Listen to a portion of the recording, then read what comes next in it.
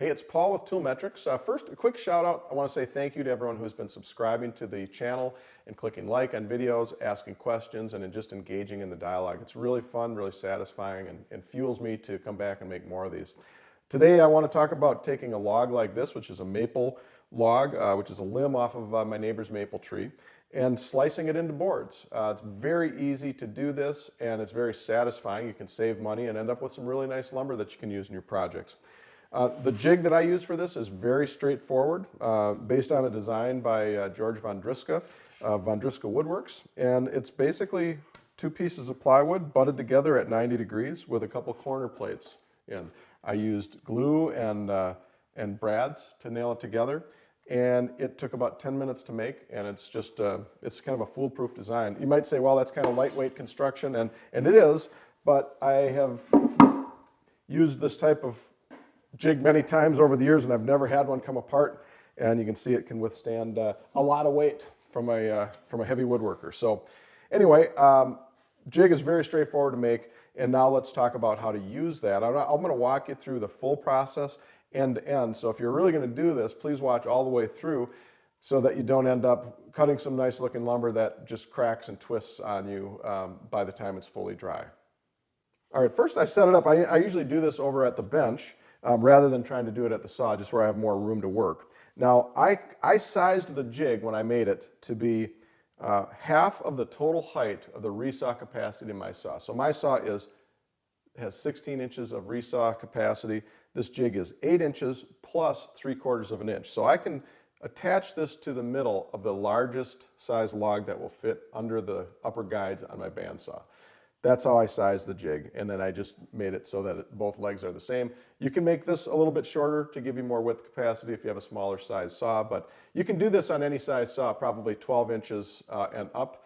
I'm going to be doing this on a 16-inch saw today, but I've done it on a 14-inch saw before as well, and it just works great. So don't let the capacity of your saw dissuade you from doing this. So I've got the log set up on the bench. Now I just kind of found the flattest side of the log. Use that to our advantage because that's going to ride against the saw bed or the saw table. And now I align the jig up next to the log, and I'm just going to look for the point where the log is going to hit the center of the jig.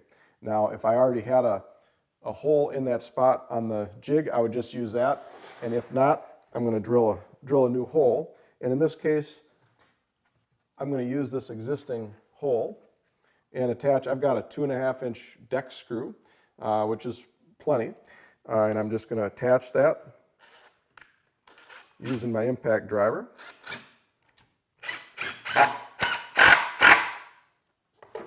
All right, make sure that both the log and the jig remain flat on the table. Take another screw. Now, yeah, this also aligns. I'm going to put one a little bit higher. You want it right in the middle because you don't want to create a situation where you're pulling the log off of the table. You want it nice and firmly seated. That looks about right. So just drilling another pilot hole, and then I'll go ahead and attach.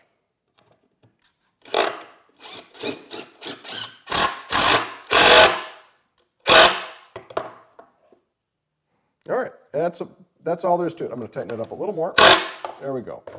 That's all there is to it. Now I'm going to lug this over to the saw and get set up and show you how to make the first cut. All right, I'm going to use the jig in conjunction with the fence to get alignment with the blade. Now I'm using a 1-inch resaw blade. Don't be concerned about that. You can use a 1/2-inch blade on this you want, or a 3/4-inch blade. I'd recommend something in the 3-tooth per inch kind of range to give you ease of cutting, so it's going to be powering through a big log. Also, you're going to want to do this while the log is still green.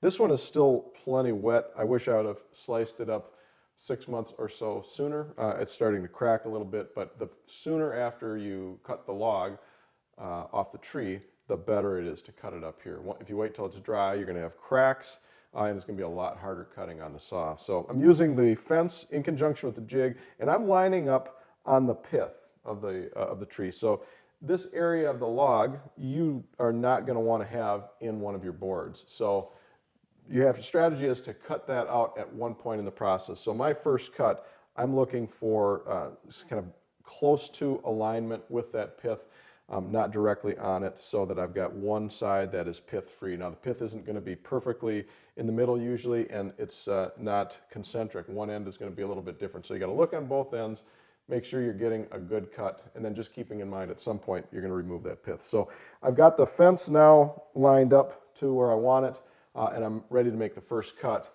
And so I'm going to go ahead and fire things up and get this moving.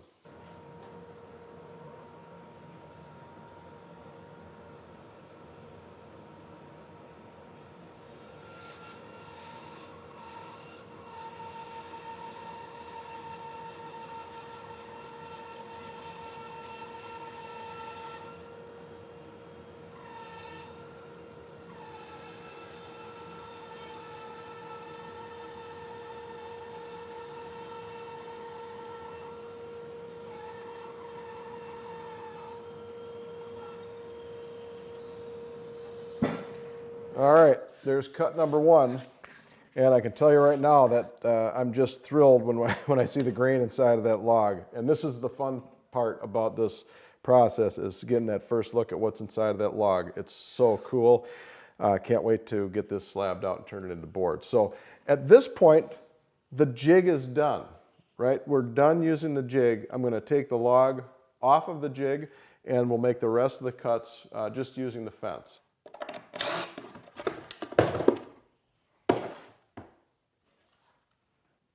All right, the next cut is to establish a flat bottom on the log that's going to ride on the table of the bandsaw to make our next cuts. So I have one very straight edge and one edge that is a little bit more ripply. So I'm going to use this edge up against the fence, and I'm going to line the fence so I'm taking off, I want at least about a 3-inch surface to put up against the bandsaw table for a log this size. So I'm just going to kind of eyeball that. So I'm going to get a 3-inch flat side. Adjust the fence. Lock it in. I'm going to lower the bandsaw's guard. I had it up previously so it was just above the height of the log. You know, on any extra blades showing, for safety reasons and for cut quality reasons. And then I'll make the next cut.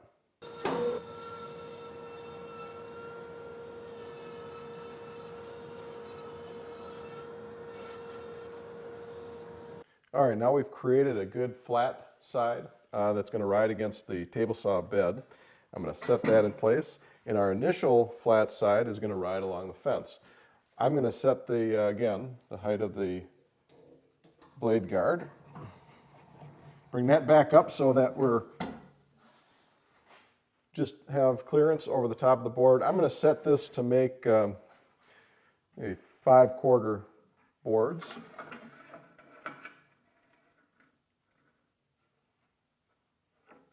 That should be about right.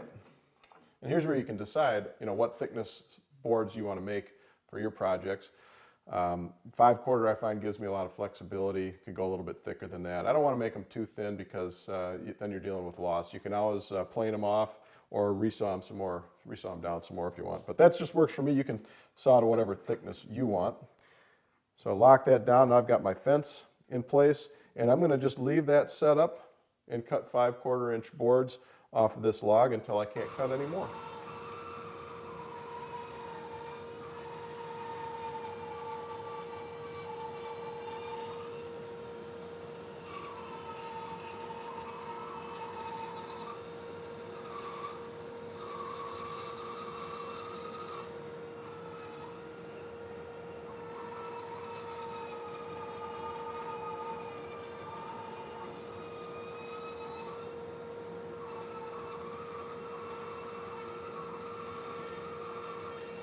All right, so we've got half of the log slabbed out, and now what I'm going to do is just take it over to the bandsaw, each piece, and zip off the edge that has the bark remaining on it.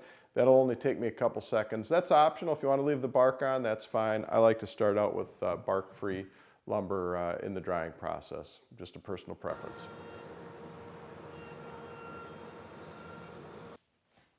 All right, the other side of the log goes just like the first side. We're going to flatten out a bottom, flip it up, and start ripping boards again.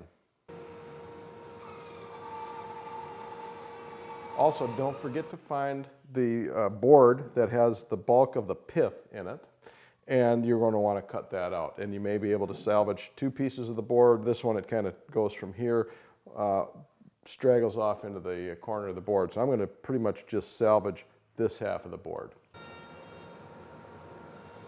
All right, our next move is to sticker and stack the boards in a nice orderly pile for drying. I've cut a bunch of 3/4 inch thick spacers or stickers, and you can see that I've got them evenly spaced. You want those stickers in a straight vertical alignment so that you're not putting twisting pressure on the boards as they're drying. You want them to be able to dry in a nice stress-free kind of environment. You also may notice that the stickers on the bottom are thicker, so I like to get it up off of the, and I'll move these to the floor when I'm done with this video, and you want to be able to get those up off of the floor to get good airflow and circulation throughout the stack, particularly from the ground up. And then as a final step, one more row of stickers, and then something heavy on top. This is a cinder block, or a half cinder block, I guess, and this is going to hold things under pressure so that it dries uniformly without twisting, cupping, and you're going to end up with just much better quality wood. One more step after this, we're going to seal up the ends. All right, I just checked the moisture with a good moisture meter, and I'm up in the mid 30% moisture, which is good. You want to cut these boards while they still have a lot of moisture in it, and then, so this means it's probably going to take a year to a year and a half, give or take, to dry at 5/4 inch thickness. And then, so in order to slow that moisture evaporation from the boards, we're going to seal the ends. There's a couple ways to do that. This is an actual commercial product for that purpose. It's just a wax emulsion, and I'm going to paint this onto the end grain with a paintbrush. I'm going to put 2 coats on and let it sit, and it'll dry. It dries pretty quickly. Now, I've also used just latex paint, and I've found that it works equally well. If you get this on early, you really do minimize and almost prevent cracking in the boards. These are going to get some cracking because, you know, I should have cut these many months ago, but if you cut these early, get a good sealer on the end grain, whether it's this product or latex paint. I've had equally good luck with both approaches. The one advantage that a product like this has is it is not hard on planer knives. So you could run these directly through the planer with the sealer on and not have any problems, versus latex paint, but which could damage your knives or dull them quickly. I usually have the ends cut off of the boards before I run them through the planer, so it's not that big of a deal. This stuff is easy enough to use though, so I'm going to go ahead and put this on. Just a nice liberal coat on both ends of the boards, and just put it on real heavily. Let it dry for just a few minutes, and then come back and hit it with another coat, and then it's good to go. All right, I've got a couple coats on each end of the boards. They're sitting at, like I said, about 35% or so now, moisture content, and I'll be looking to these boards in a year or so, maybe a little bit longer, to get down into the 8 to 10% range. I'm in Minnesota. That's what I normally get lumber down to when I dry it in my shop. I put it up in my attic. A lot of times that'll accelerate it during the summer months where it's warmer up there. And then its stuff is good to go and ready to use. If you've not used air-dried lumber, it's a treat, especially if you're using hand tools with the wood. And it's really, this process is really nice because you can get all kinds of different species that you can't find commercially available at the lumber yard. So hope you'll give this a try. Please subscribe to the Tool Metrics channel. If you found this useful, please click like, and I look forward to seeing you again. Any questions, please ask them down below. Thanks for watching.